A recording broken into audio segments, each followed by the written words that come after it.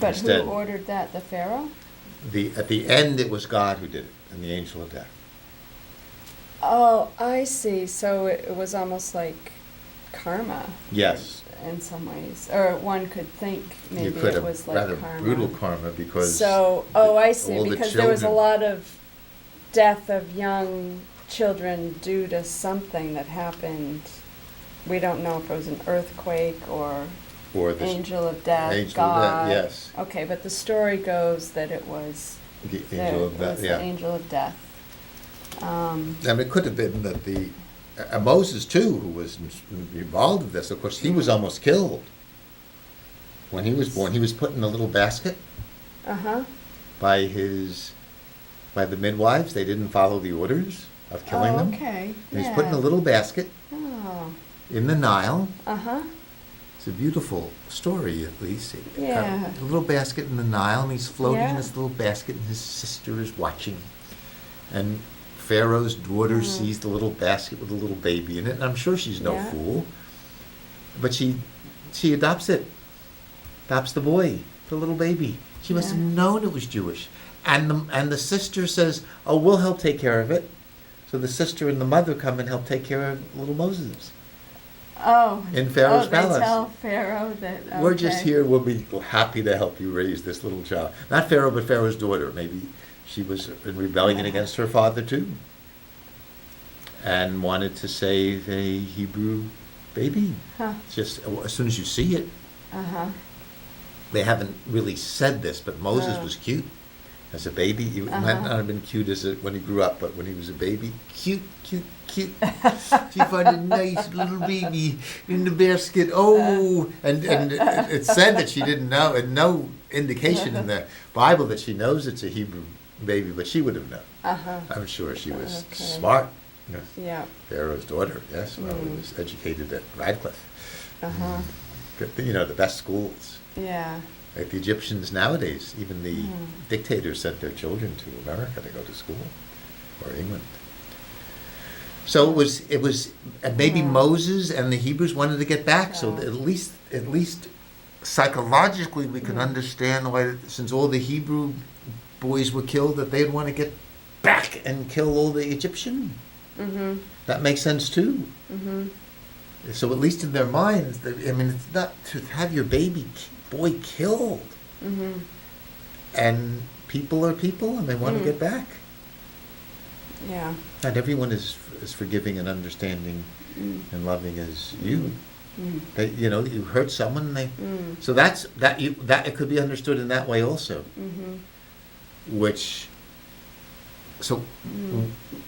One of the advantages of at least telling these stories, this is of course a spring story, which is interesting, because instead of springing from the ground, the Jews wanted to turn the natural holidays from nature also into historical and political holidays. And so it wasn't just spring, which is very nice, but one way to make the story relevant without knowing the answer, since this is 2 weeks ahead of time, we're giving people lots of advance warning, is how do we want to spring free? Not only personally, but as a people. How could America, which is having so much trouble, spring free? So for some of us, it seems like what the Congress is doing is the opposite, is like depriving people of Planned Parenthood. I think depriving people of helping Family baby. planning. Yes. Family planning, and even maybe aid to women who have children.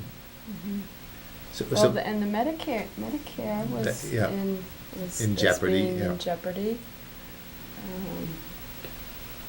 And the people who are advocating this might believe that they are springing us free of the great debt that Medicare causes us and the overextension of our money to, although they might, some people don't think they're serious because they want, if they would just reduce taxes, not reduce taxes, impose the same amount of taxes on the rich as was done before Ronald Reagan, that would cover all and corporations also who are not paying any taxes now, that would pay for way more than what they're depriving poor people of now.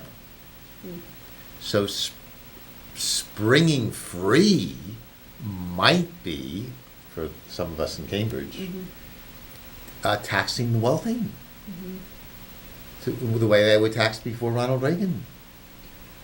There would be a political springing free, and then it's also customary to we could ask each other, how do we want to spring free?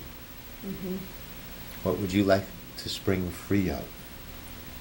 And maybe maybe the story helps because the energy of anger, of huge homicidal anger, they tried to kill us, so we're gonna, and killed all the Hebrew males born, so we want to kill them. Maybe we don't have to do it actually, but at least to have that energy for springing free personally and politically.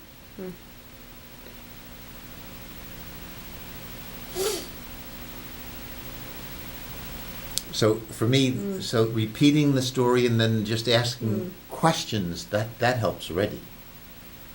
Not necessarily having the answer, but boy, if I could have that energy for springing free to get back at all the people who've hurt me. Yeah, I was born during the World War II. It's not so easy.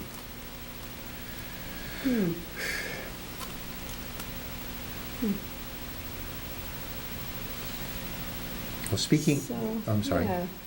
I just wondered how it might relate, how you might relate some of this for yourself. And I mean, you just shared a little bit about it.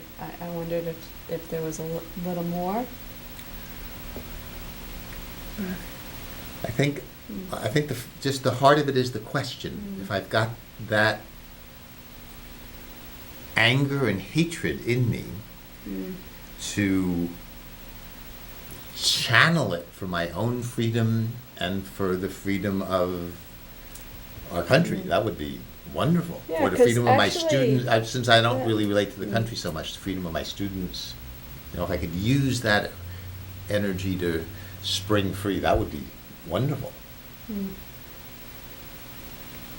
It's interesting because it is a story of hope for a people that were oppressed. Yes. And that, because then what happened too is that Moses parted the ways and led them to another country, right? Yep. Is that true? Yes. So the celebration of Passover is not just the victory of redemption, of feeling like there is good, that the other boys were killed as well, the Egyptians, right? The people who were oppressing them ended up getting hurt too. Yep. And then it's also a story, but also it goes further. Like it's such a long-held celebration, also because they are freed as a people, that Moses comes and parts the water. Is that true? Yep.